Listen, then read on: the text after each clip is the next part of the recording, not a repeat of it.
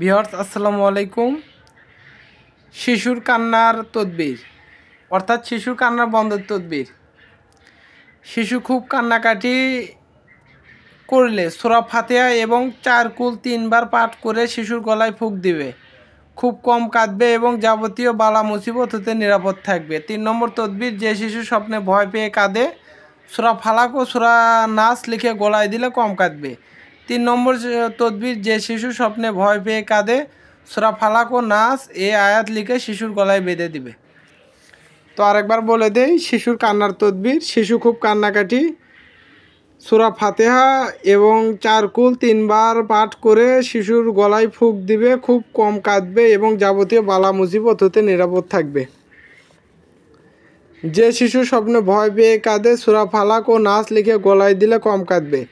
3 নম্বর তদবির, যে শিশু স্বপ্নে ভয় পেয়ে কাঁদে সূরা ফালাক ও নাস এবং আয়াত লিখে গলায় শিশুর বেঁধে দিবে।